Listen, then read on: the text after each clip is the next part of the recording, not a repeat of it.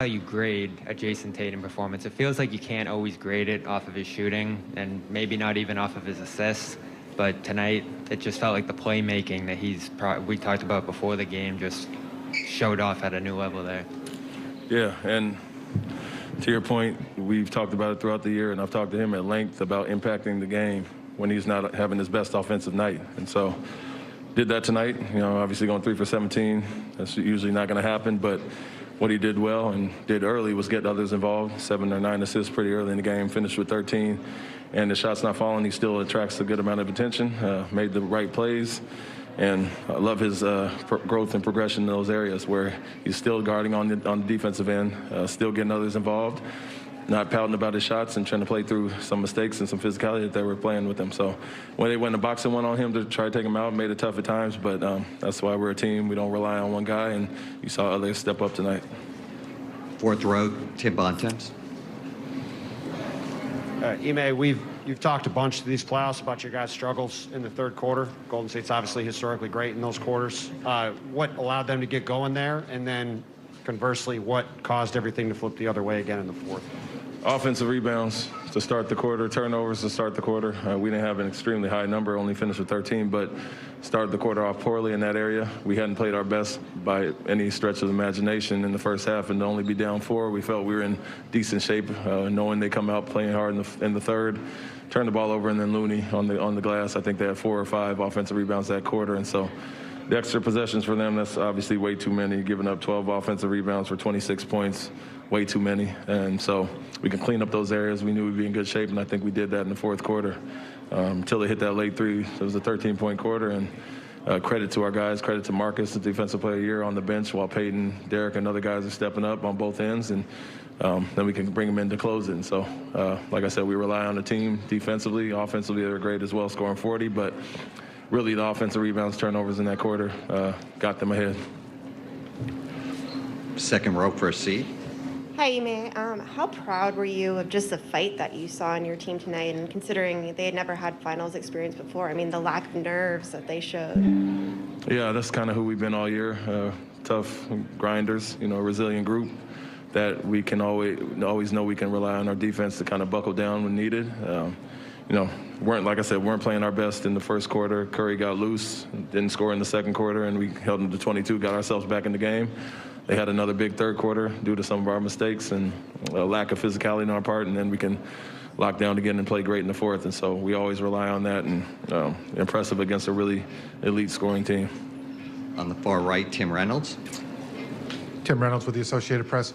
Ime, I understand that you take a win no matter how it comes. I get that. But in a weird way, is it more rewarding when you're not riding a guy who scored 40 or something like that? When you had so many guys, especially in the fourth, doing it on both ends, a win is a win, but does that make it even more significant the way you guys did it?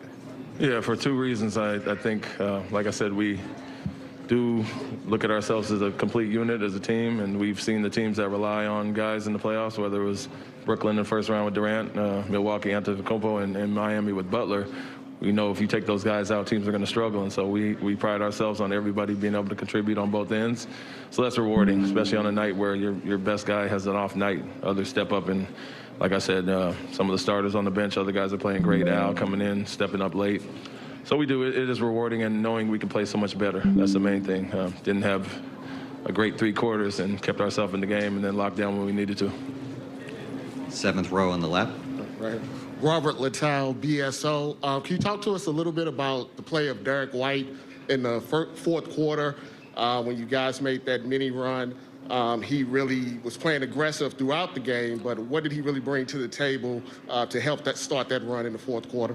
Yeah, a little bit of everything. Obviously going 5 for 8 from 3, but playmaking, shot making, and defense. We talk about we don't have much drop off when Marcus goes out and he comes in. His size and versatility on the defensive end, playmaking ability to get guys involved and be aggressive on offense was huge tonight. So to get 21 from him when other guys were struggling, and 24, even Peyton's 8, and 24 from Al, and 26 from JB, is huge on a night where JT's not going. So we needed that from him. That unit kind of kept us rolling in the fourth quarter to start and defended extremely well. And Derek has been playing extremely well lately, as you saw in the last few games of Miami series. Fourth row on the right. Abby Chin, NBC Sports Boston. Ime, you guys held the Warriors to 13 points in the fourth quarter while going with a smaller lineup. How was that group able to do that? I think our switches were aggressive. At times, some of our bigger guys were getting caught too low, especially when Curry was getting going early. So we wanted to go with a smaller unit and kind of get more aggressive on the ball, a lot of small. We did some pre-switching to keep the bigs out of the actions and took some time off the clock, and then just what we rely on all year, our one-on-one defense. And guys really clamped in a little bit better, more physicality, more awareness on their shooters, taking up some space. And it seemed like they seemed to wear them down a little bit. But we pride ourselves on guys having to beat us one-on-one all night. And although he had 34, only had 13 after the first quarter, so did a decent job after that. On the far right, Mark Murphy. Hey, man. You guys shot a high proportion of threes tonight, especially down the stretch. I think you had 9 in the fourth, and you had 5 in like a 2-minute stretch. Is that basically what they were giving you all night? I mean, Yeah, late in the game, they went to box and one on JB.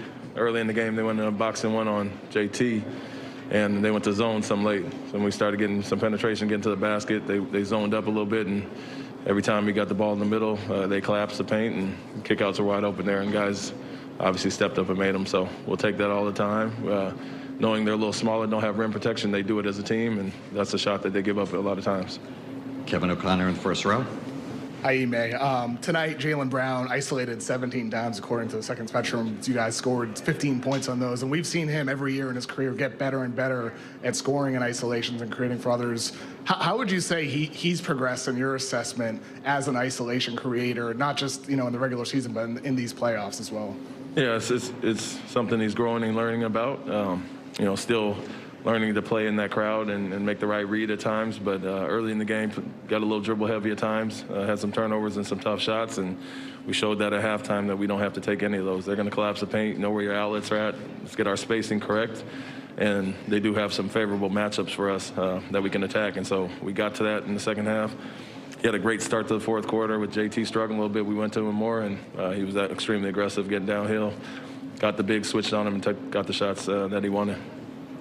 Third row on the right.